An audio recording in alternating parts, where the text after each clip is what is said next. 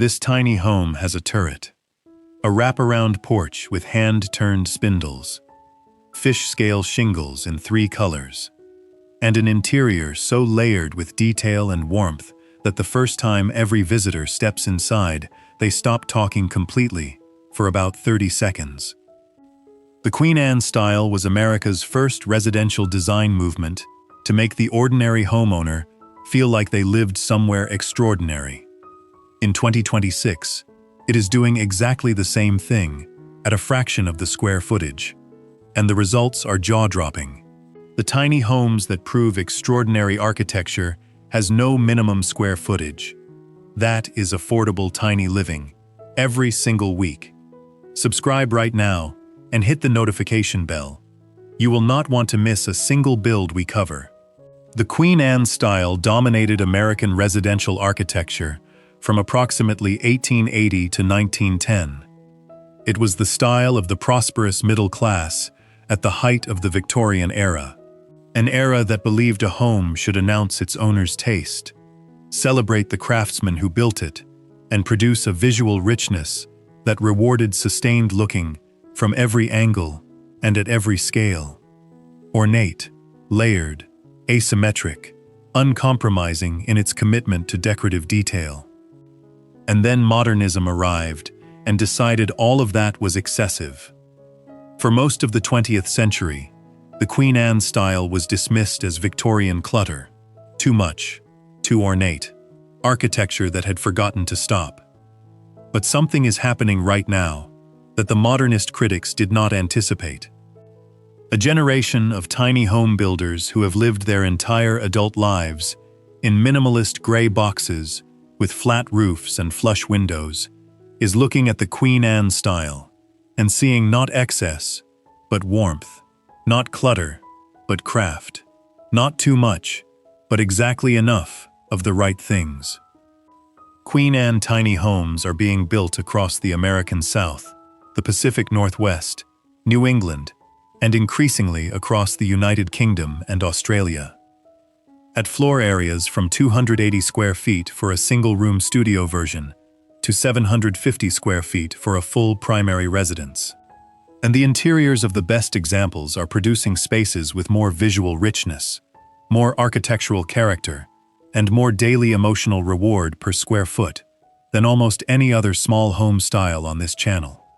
Today we cover what makes a Queen Anne tiny home exterior so distinctive, why the interior is where the real story is, and what it costs to build one correctly in 2026. Stand in front of a Queen Anne tiny home and count what you see. An asymmetric roofline, multiple intersecting roof planes at different pitches, none of them parallel to any other, the whole composition reaching upward in a series of competing peaks that no other residential style produces. The corner turret.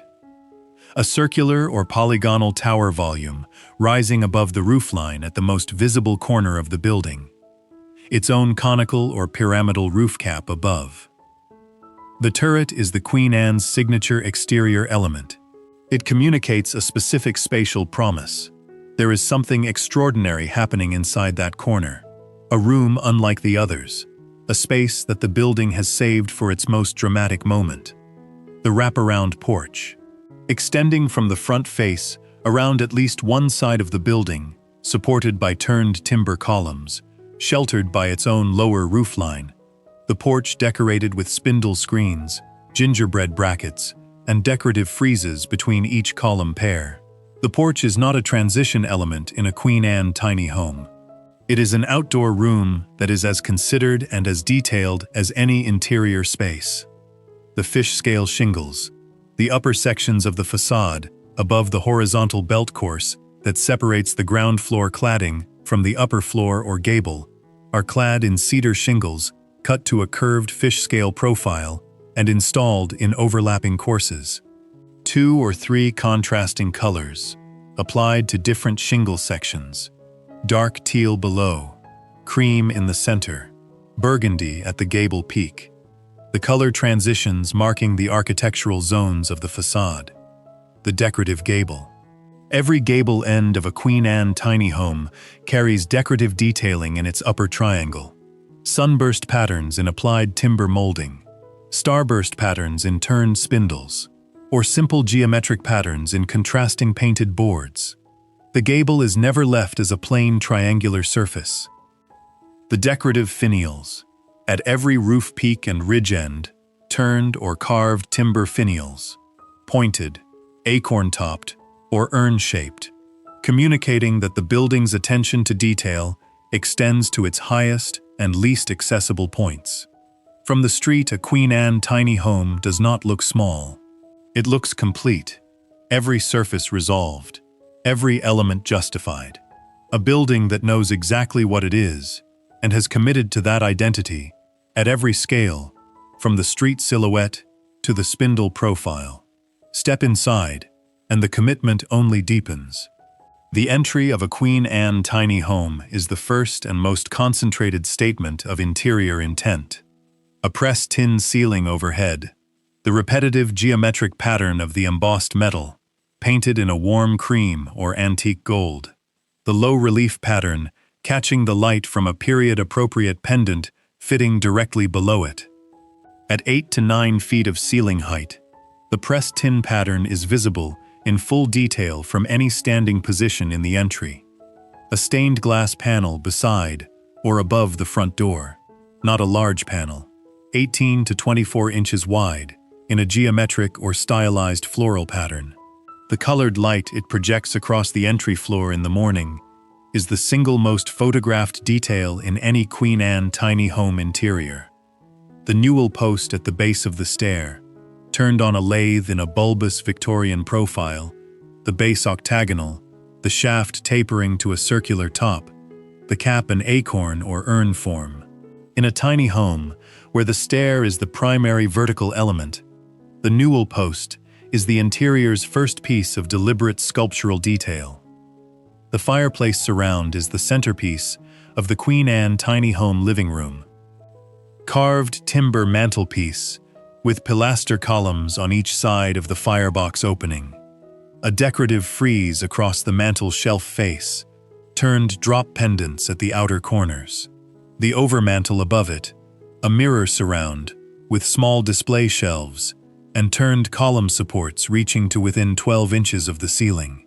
The firebox itself may be non-functional in a contemporary tiny home, housing a high-quality electric insert rather than a working flue, but the surround is as architectural and as present as if it were heating the room. The ceiling in the main living room carries a pressed tin or plaster medallion at the central pendant point. The ceiling corners have decorative plaster or polymer coving profiles.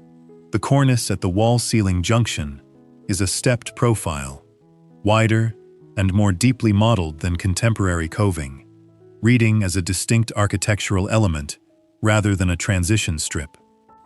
Wainscoting on the lower wall section, typically 36 to 42 inches high, paneled in a raised rectangular pattern with a cap rail and a base rail. The wall above the wainscoting in a warm paint color, deep teal, sage green, or dusty rose. The Queen Anne interior palette, deliberately avoiding the white-on-white neutrality of contemporary minimalism. This is the room the exterior promised. The curved interior of the turret, typically 8 to 10 feet in diameter, in a tiny home version, with windows on 3 sides at the cardinal points of the curve. The ceiling follows the conical or pyramidal roof form above, rising to an apex at the center. A built-in window seat running below the 3 windows, curved to follow the turret wall, with storage in the seat base. In most Queen Anne tiny homes, the turret room is the sleeping space. Not a loft, not a platform, a real room with its own door. Its own curved walls, its own ceiling geometry, its own window seat looking out at 3 aspects of the surrounding landscape simultaneously. Sleeping in a circular room, under a conical ceiling, with 3 windows, is not a compromise on a conventional bedroom. It is a spatial experience that a rectangular bedroom cannot approach, regardless of its size. The turret room is the Queen Anne tiny home's strongest argument against the idea that small homes require the sacrifice of spatial drama. Pressed tin ceiling. $12 to $18 per square foot installed. For a 120 square foot main room ceiling, $1,440 to $2,160. The single highest impact interior detail per dollar available in this style. Stained glass entry panel, $400 to $1,200 for a 20 by 36 inch custom geometric panel. The detail most photographed by every visitor.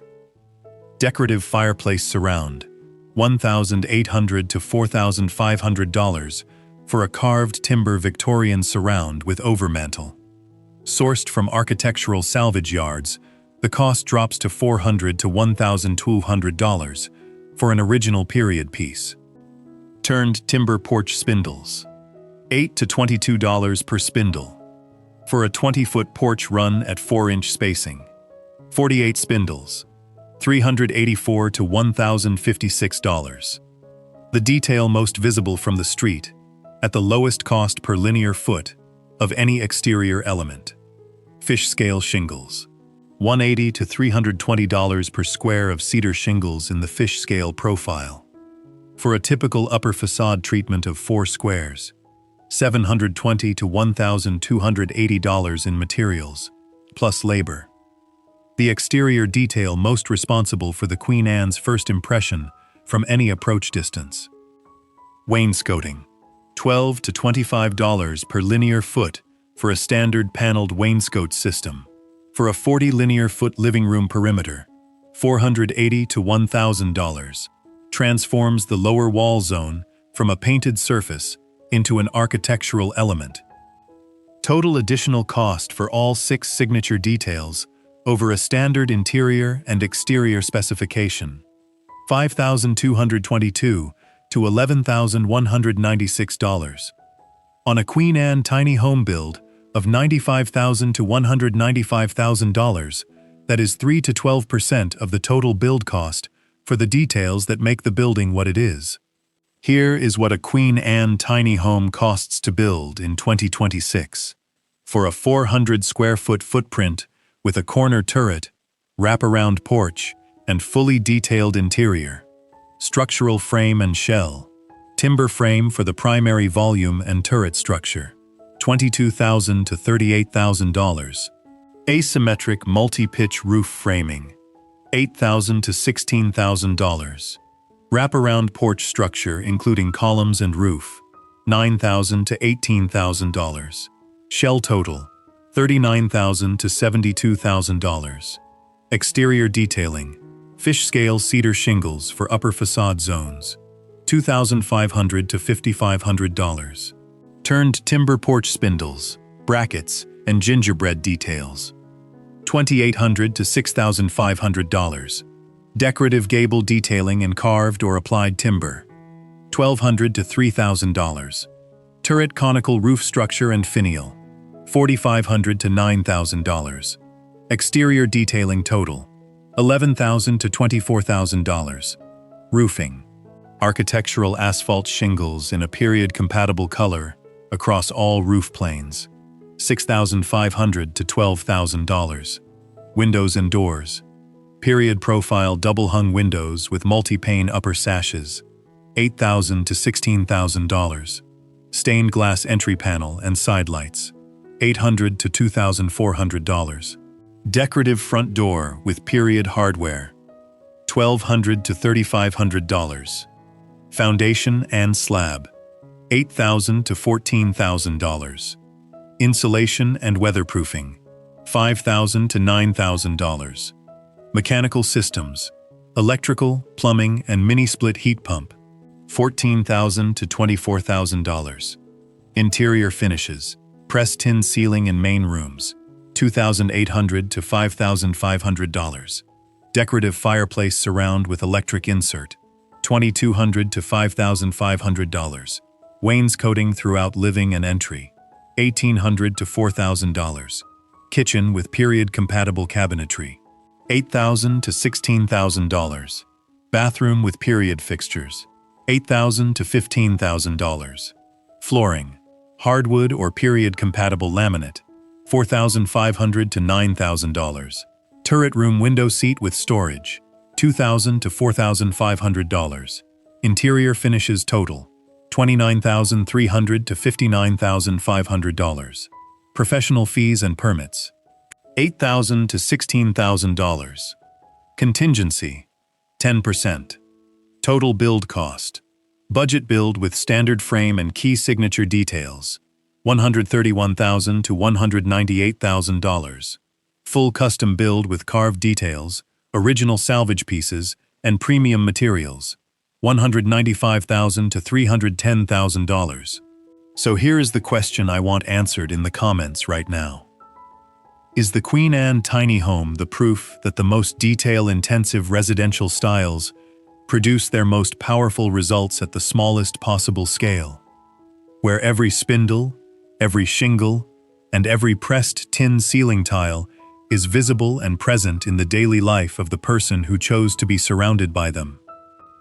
Or is the Queen Anne's ornamental commitment a style that belongs to the full-scale Victorian house it was designed for and loses its proportional logic when compressed into a 400-square-foot footprint? Drop it in the comments. I read every single one. If this style changed how you think about what a tiny home interior is allowed to feel like, subscribe to Affordable Tiny Living. Share this with anyone who has ever been told their love of Victorian detail has no place in modern small home architecture. The Queen Anne tiny home is the answer to that conversation. I am your host on Affordable Tiny Living. See you in the next one.